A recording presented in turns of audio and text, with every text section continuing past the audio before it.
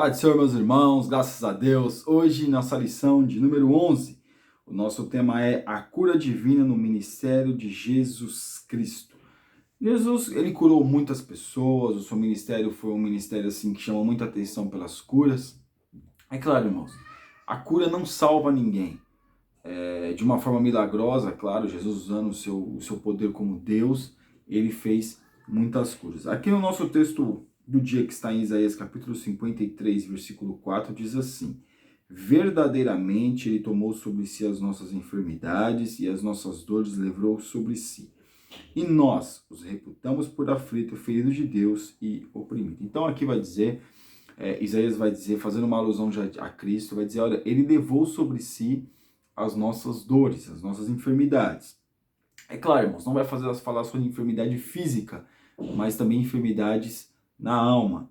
A nossa síntese: por todos aqueles que possuem necessidade de cura, Jesus continua sendo hoje o mesmo do passado, o Messias que veio trazer saúde a todos os que estão enfermos da alma, mas também do corpo e da mente. Irmãos, claro, as pessoas, nós seres humanos, podemos sim ter uma doença, as pessoas morrem de doenças, as pessoas até... Hoje a igreja, ela está mais preparada para tratar acerca de pessoas que têm uma depressão. Isso, meus irmãos, Deus ele permite, claro, Deus permite algumas coisas acontecerem nas nossas vidas. Porém, ele está conosco todos os dias, nos consolando, nos abençoando, nos ajudando a superar todas essas coisas. O nosso texto bíblico que está em Lucas, capítulo 4, do versículo 16 ao 22, diz assim: e chegando a Nazaré, onde fora criado, entrou num dia de sábado, segundo o seu costume, na sinagoga, e levantou-se para ler. Irmãos, naquela época de Jesus, quando o homem entrava na sinagoga, ainda mais Jesus que já era um rabino, já era um mestre, eles aleatoriamente davam, dizem segundo as culturas, aleatoriamente não, tinha as passagens, uns dizem que tinha passagens bíblicas para ler, se leu no culto passado, vamos dizer assim, e Isaías, uma suposição, se leu no culto passado Isaías 52, agora esse culto vai ser lido Isaías 53, ou alguma outra passagem bíblica. Mas aqui nós vemos que foi dado para Jesus e foi dado ao profeta Isaías, quando abriu o livro, achou o lugar em que estava escrito: o Espírito do Senhor está sobre mim. Quando ele disse o Espírito do Senhor está sobre mim, alguns dizem que é aleatório, outros dizem que é sequencial. Quando ele começou a ler que o Espírito de Deus está sobre mim, todos os olhos ficaram fitos nele. Mas uma coisa interessante é que no final, encerrando o livro e tornando a dá-lo ao ministro, assentou-se os olhos todos na sinagoga estavam fitos nele. Então começou a dizer-lhe: hoje se cumpriu essa escritura em vossos ouvidos. E aí as pessoas começaram a questionar: como assim? Você está querendo dizer que você é o Cristo? Não, peraí, você é o filho de José e Maria, a gente conhece seu pai, conhece seus irmãos, conhece sua mãe. Não, peraí, calma aí, vai devagar. E aí começaram a questionar a divindade de Jesus. No entanto, Jesus teve que sair daquela região. A nossa introdução: os milagres de cura têm tornando-se cada vez mais raros em nosso meio. Irmãos, é interessante aqui, e tem mesmo. Eu não sou, dizem que antigamente tinha muito mais curas na igreja, mas nós vemos igrejas aí que dizem que há cura, diz que há cura. Vai, microfone e tal, é uma dor de cabeça. A pessoa não estava com dor de cabeça nenhuma, foi paga para dizer que estava com dor de cabeça. Irmãos, foi paga para dizer que estava com dor não sei aonde, foi paga para dizer. Isso eu estou dizendo de uma denominação. Tem outra que as pessoas vão lá e leva foto, e leva não sei o quê. Irmãos, existem charlatões de todas as maneiras. As pessoas acreditam, às vezes, claro, Deus cura nesses lugares. Irmãos, eu creio que Deus ele pode curar em qualquer lugar. Numa igreja católica, Deus pode curar. Porque Deus é o Todo-Poderoso. Mas, infelizmente, na igreja católica, quando ele cura, as pessoas que são devotas a Padre Cícero, a Santo Expedito, as pessoas, mas eu creio que existem pessoas sinceras na igreja católica, em outras denominações existem, na igreja, nas igrejas que eu citei, na igreja mundial, na igreja Renascer, nessas igrejas aí que a gente vê que estão deturpando o evangelho, nós vemos que realmente há pessoas ali que são sinceras. Existem realmente curas ali. Mas, a grosso modo dizendo, eles usam essas pessoas para poder atrair essas pessoas que foram curadas por Deus, não, as pessoas que eles pagam, que já foi mais do que comprovado que as pessoas são pagas para dizer lá que foram curadas, para quê? Para chamar mais fiéis, para as pessoas comprar mais as suas coisas que vende, água fluidificada, água do Rio Jordão, coloque a água lá que você vai ser curado, irmãos. Então nós temos que ser vigilantes nessa questão. Então hoje realmente está difícil. Por quê? Porque a igreja está orando pouco, a igreja perde tempo com muita coisa, com internet. Não estou dizendo que a internet é do diabo, estou dizendo que a igreja perde muito tempo com a internet. Perde muito tempo, não ora, não lê a Bíblia, não busca, não consagra, e aí nós acabamos nos tornando crentes frios. E aí, meus irmãos, como é que Deus vai atuar? Como é que Deus vai usar a mim e a você se nós não nos preparamos diante de Deus? Tópico 1. A origem e a natureza das enfermidades. As origens das enfermidades. O mundo criado por Deus foi o melhor para a humanidade. Infelizmente, depois de eventos trágicos do Éden, Adão e aqueles que seriam seus descendentes tiveram de aprender a conviver num ambiente diferente, numa realidade em que o pecado e todas as suas consequências malévolas passaram a existir. Irmãos, no Jardim do Éden não havia doença, não havia cansaço. Adão não tinha cansaço, Adão não tinha nada disso, era plenamente tranquilo, tinha que trabalhar, trabalhava, mas não tinha fadiga, assim como fala que nós vamos fazer no céu. Vamos trabalhar, porém não haverá fadiga. A Bíblia não diz vamos trabalhar, a Bíblia diz que não haverá fadiga, que não haverá cansaço, que não haverá dor, que não haverá enfermidade. Então nós entendemos nessa questão de não haverá fadiga que alguém vai ter que trabalhar. É claro que não vai ser a mesma coisa do trabalho aqui. Mas aqui nós vemos que essas questões aí, a origem das enfermidades, é isso, é o pecado no mundo. Infelizmente, o pecado no mundo atinge as pessoas e é através do pecado que vem as doenças. É claro, tem muitos, eu sempre falo, é claro, para ficar, para nós entendermos bem. Deus permite também que o próprio homem crie doenças para afligir o próprio homem. É assim que é as coisas. Enfermidades do corpo. Essas são as mais evidentes e conhecidas por nós. Não é correto dizer que enfermidades específicas sempre são originárias de pecados individuais. Nem sempre. Nós sabemos que alguns pecados realmente trazem doenças para as pessoas. Mas nem sempre, meus irmãos. A gente não pode rotular as pessoas. A pessoa está gripada, cometeu um pecado. A pessoa tem um câncer, ela está pecando. Não, irmão, não podemos rotular as pessoas dessa maneira. Claro que há muitas questões que as pessoas ficam enfermas por causa do pecado, mas também a questão da humanidade. Nós estamos aqui, estamos sujeitos a ficarmos doentes, a contrairmos doenças, alguma doença às vezes hereditária que acaba nos atingindo. Então, isso acontece. Infelizmente acontece, porque estamos sujeitos neste mundo. Claro, alguns Deus acaba curando, outros Deus não cura. É assim. O que nós temos que ter a nossa mente firme é em Deus e sermos salvos. É essa a nossa esperança.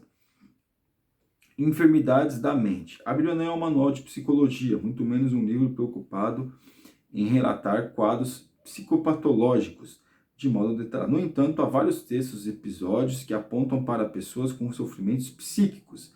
Irmãos, nós vemos que teve pessoas com um compulsivo. Nós vamos ver aqui, vai falar de Aminon, vai falar do apóstolo Paulo, tristeza para a morte. Nós vamos ver também Elias, que também, segundo estudiosos, entrou numa profunda depressão.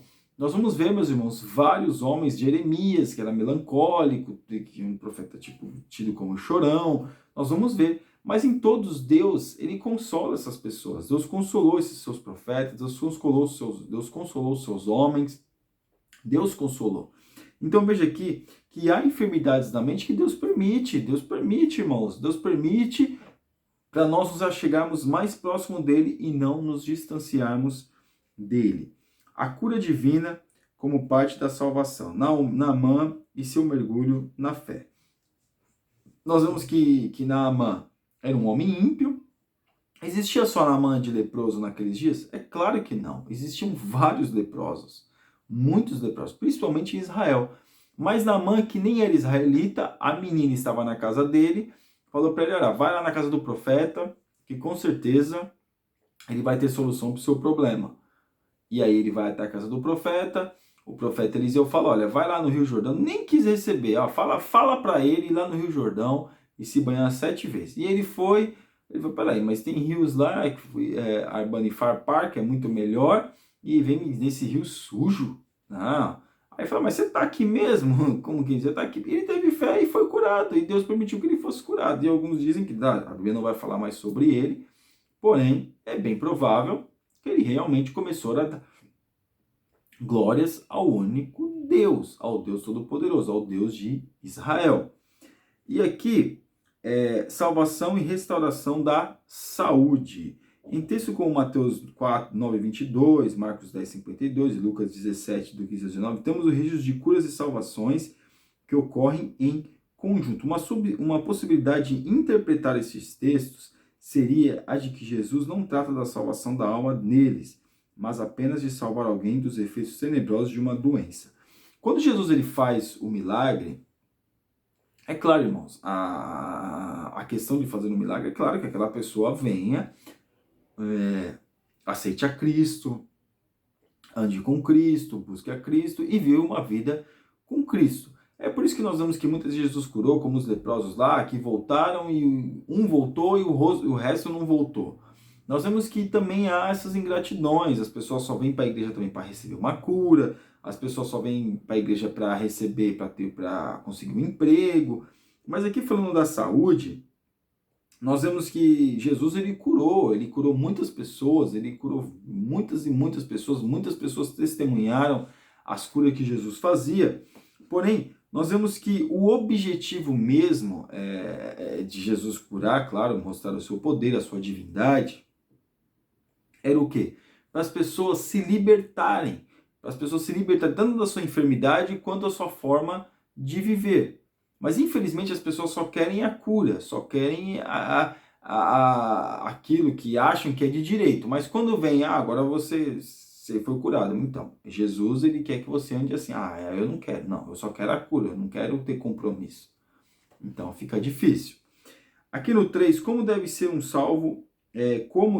salvo cuidar de sua saúde? Nossa fé em Cristo jamais deve ser utilizada como argumento para justificar atitudes irresponsáveis ou descuidado para com a nossa saúde. Irmãos, é muito importante nós cuidarmos da nossa saúde, da nossa alimentação, do nosso meio de vida, porque nós somos corpo e nós temos esse corpo que é uma matéria, mas nós temos que cuidar dele. Né? Então falar, Senhor, eu estou com uma dor muscular, não faz exercício.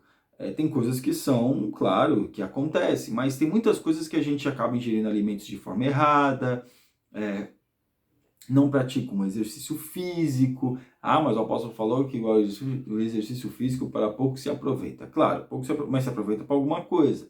É claro que nós vamos ficar internados dentro de uma academia, mas se nós cuidarmos do nosso corpo, cuidarmos de fazer um alongamento, se puder fazer uma caminhada, faz uma corrida, fazer algo que estimule o seu corpo para ele ter para nós mesmos ter uma maior mobilidade, mobilizar o corpo da melhor forma possível.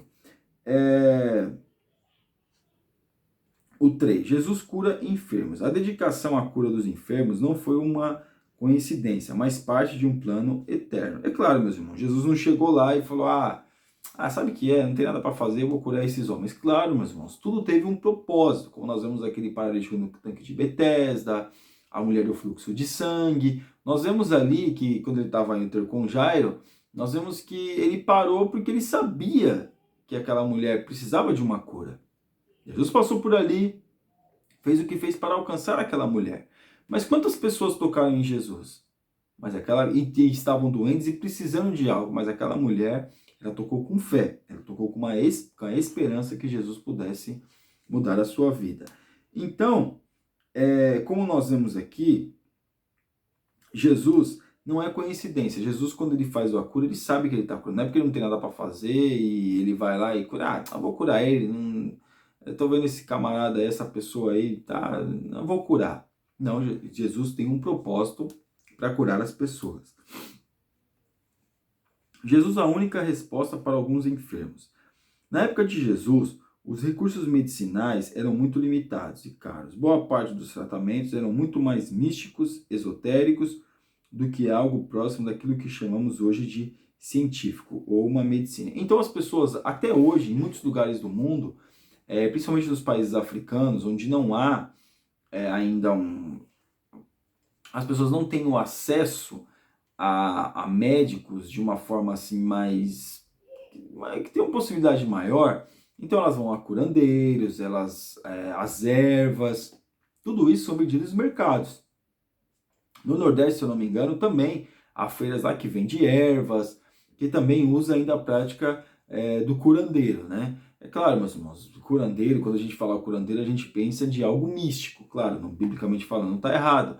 Mas eu estou falando a população em geral vão em busca dessas questões porque não há médicos. Agora, o que acontece aqui para essas pessoas e para nós também, quando nós não temos possibilidade de sermos curados, como nós não temos possibilidades de repente algo que nós podíamos comprar ou algo ou um exame que nós poderíamos fazer um tratamento, e Jesus ele quer que nós venhamos ser curados, porque tem pessoas que vão morrer de doença, aquela doença, tem pessoas que Deus não vai curar. Então quando vê que a pessoa não tem recurso, Deus vem e cura, como Jesus fez. Jesus não curou pessoas que tinham dinheiro, que nem a mulher do fluxo de sangue, ela gastou tudo que ela tinha. Não tinha mais esperança, não tinha mais condições de ser tratada. Aí Jesus veio e cura. Então Jesus foi e curou as pessoas pobres, porque elas não tinham condições de buscarem médicos para poder restaurar a sua saúde. Nós vemos a filha de Jairo, a menina morreu, a menina realmente morreu. Então, como não havia um médico para ressuscitar a menina, então com certeza a menina estava ali, sendo alguma coisa, então Jesus foi e curou aquela menina.